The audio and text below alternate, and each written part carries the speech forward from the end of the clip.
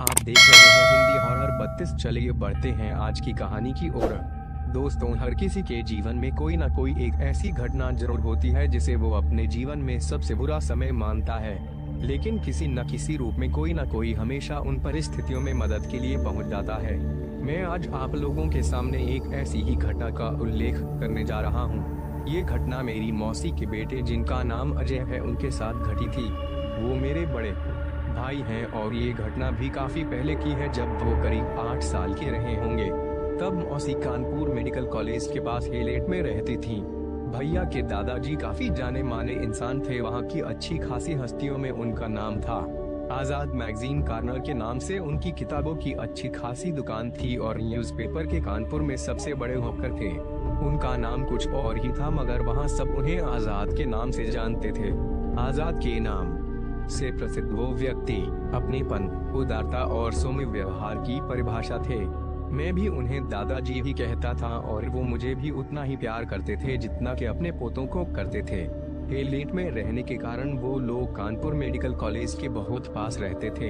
अजय भैया और उनके बड़े भाई अक्सर मेडिकल कॉलेज के पार्क और बगीचों में खेलने जाया करते थे। वहाँ के लोगों के साथ अच्छे व्यवहार की वजह से उन्हें कभी कोई मना नहीं करता था। रोज के जैसे ही दिन चल रहे थे। दिवाली आने को थी और बच्चों की छुट्टियां चल रही थी। दोनों भैया उस दिन साइकिल से खेल रहे थे। बड़े भैया ने अजय भैया को पीछे बैठा रखा था और वो दोनों वहीं मेडिकल कॉलेज से थोड़ी दूर पर ही साइकिल से घूम रहे थे। फिर घूमते हुए मेडिकल कॉलेज के पास आ गए। वहाँ पर बड़े भैया साइकिल से उतर गए और वहाँ के एक अंकल, जो की पहचान के थे, उनसे कुछ बात करने लगे।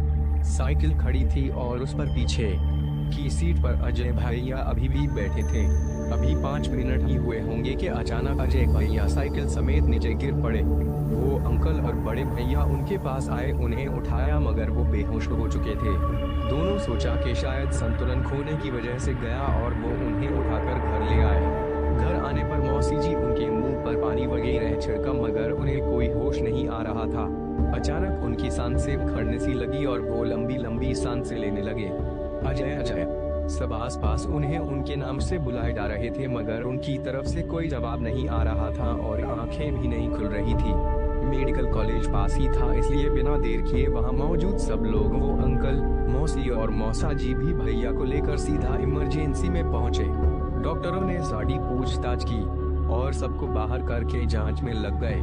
सर पर कोई चोट नहीं थी और नहीं शरीर पर छोटी खरोंचों के सिवा कोई बड़ा जख्म दिखा। सांसें फिर उसे उखड़ने सी लगी और डॉक्टर ने ऑक्सीजन देने के मास्क लगा दिया। सांसें फिर भी कोई खास काबू में नहीं आई। थोड़ी थोड़ी देर में उखड़ने लगती और फिर जब प्रेशर बढ़ाया जाता तो साधारण हो जाती।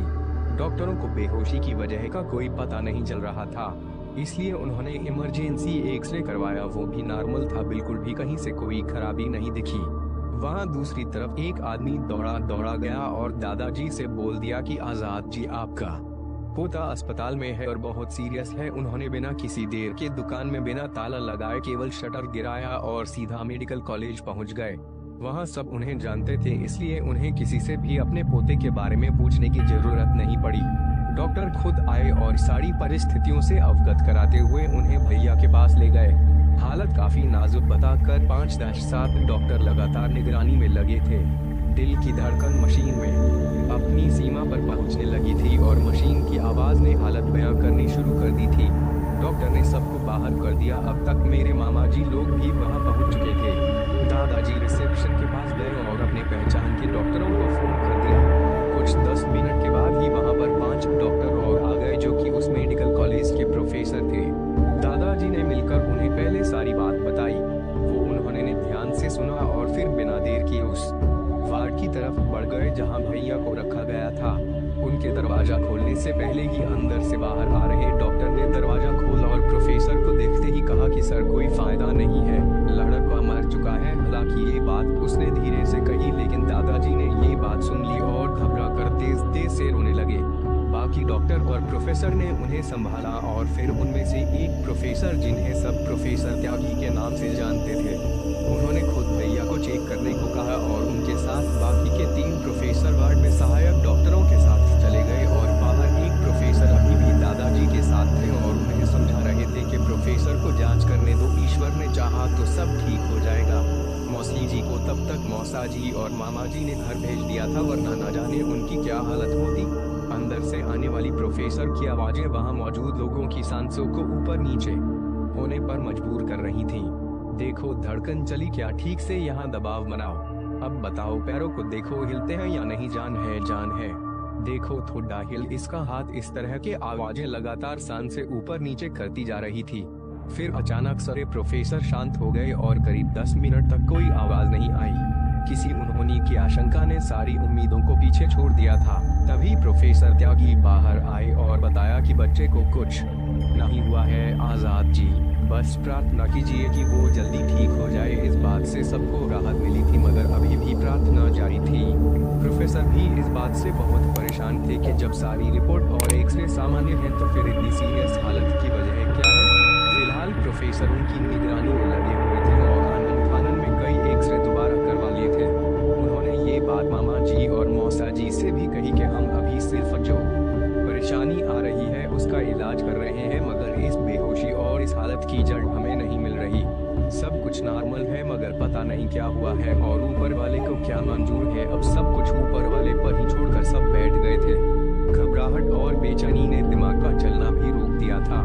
किसी की समझ में नहीं आ रहा था कि क्या किया जाए और किसके पास जाए। रात होने लगी थी, मगर भूख प्यास से बेखबर दादाजी, मौसा जी और मामा जी हॉस्पिटल में ही जमे हुए थे। मोबाइल का तब जमाना नहीं था, इसलिए रिश्तेदारों में ये बात धीरे धीरे ही फैल रही थी। रात गहराती जा रही थी। घर से आया हुआ खाना जस का तस रखा था, मगर किसी का खाने का मन नहीं हो रहा था। फिर दादाजी को घर भेजकर मामा जी और मौसा जी ही केवल हॉस्पिटल में रुके थे और आईसीयू में भर्ती भैया की समय समय की खबर ले रहे थे। भैया की हालत वैसे ही बनी हुई थी, कोई होश नहीं था उन्हें। रात के करीब 1 बजे मामा जी सिगरेट पीने के लिए बाहर गए। वो सिगरेट पीते हुए टहल रहे थे और ये सोच रहे थे कि न जाने क्या होने वाला है और क्या हो सकता है। तभी पीछे से आवाज आई, काका भैया नमस्कार। मामा जी ने पीछे मुड़कर देखा और बिना मुस्कुराए जवाब दिया, अरे मन्नी लाल कैसे हो, हम तो ठीक हैं, आप बताइए इतनी रात को और यहाँ कैसे। उन्होंने मामा जी से पूछा। मामा जी ने शुरू से आखिरी तक सारी बात बताई। इतना कुछ हो गया हमें बताया भी नहीं, हम तो यही हैं ड्यूटी पर, बस पीछे मुर्दा घर में। उन्होंने मामा जी परेशानी समझते हुए कहा, क्या बताए भैया, सुबह से तो खाने पीने का भी होश नहीं है। घर पर दीदी भी बेहाल पड़ी हैं, समझ नहीं आ रहा क्या हो रहा है, क्या होगा। मामा जी ने अपना हमदर्द समझकर अपना सारा दुख नम आंखों से उनके सामने रख दिया। भैया परेशान न हो, बस 3 घंटे और रुक जाओ, सवेरा होते ही बस हम अपना झोला ले आए, फिर देखते हैं कहीं कोई और बात तो नहीं है। उन्होंने मामा जी से कहा, देखो भैया जैसा बन पड़े करो, बस ये ठीक हो जाए। मामा जी ने उनसे नाउम्मीदी से कहा। उसके बाद थोड़ा इधर उधर की बात की और वापस आकर मामा जी भी वहीं आईसीयू के बाहर बैठ गए। जस के तस रहकर किसी तरह से दोनों ने वहीं पर रात गुजार दी। रात भर भैया में कोई बदलाव न देखते हुए डॉक्टरों ने उन्हें आईसीयू से अलग एक वार्ड में स्थानांतरित कर दिया। सुबह दादाजी और मौसी जी भी आई और रोते बिलखते किसी तरह अपने बेटे को देखा और फिर मौसा जी के साथ घर चली गई। मामा जी ने दादाजी मन्नी लाल के बारे में बताया और उनकी इजाजत मांगी। उन्होंने अपने बेटे के लिए जिस तंत्र मंत्र पर कभी विश्वास नहीं करते थे उसे भी इजाजत दे दी। शायद कोई चमत्कार हो जाए और अजय ठीक हो जाए। मामा जी भी घर गए और जल्दी से जल्दी नहा धोकर वापस आ गए, क्योंकि उन्हें मन्नी लाल से जो मिलना था। खैर मन्नी लाल को आने में देर हुई। वो 6 बजे की बजाय 7:30 बजे आए, मगर उनकी आने में देरी को लेकर किसी ने कोई आपत्ति नहीं जताई। मामा जी उनके इंतजार में थे और उनके आते ही सीधा उस वार्ड की तरफ बढ़ गए जहां भैया को डॉक्टरों ने रखा था। मामा आराम से जाकर अंदर दादाजी से बताने लगे कि जिनके बारे में बताया था वो आ गए हैं। लेकिन ये क्या, वो दरवाजे के बाहर ही खड़े थे। मामा जी ने उन्हें अंदर आने का इशारा किया, मगर फिर भी वही खड़े रहे, अंदर आने की कोशिश करते और फिर से वहीं खड़े हो जाते। ये देखकर मामा जी को अजीब लगा और मामा जी ने जाकर उनसे पूछा, क्या हुआ भैया, अंदर क्यों नहीं आ रहे। काका भैया हम बहुत कोशिश कर रहे हैं, लेकिन ये लड़का जिसकी चपेट में है वो इतनी प्रबल शक्ति है कि हम खुद को जिस विद्या से बांधे हैं उसके साथ हम इस कमरे में घुस ही नहीं सकते। उन्होंने थोड़ी सी माथे पर चिंता की लकीरों को उभर कर कहा। मामा जी इस बात से थोड़ा परेशान हुए और बोले, अब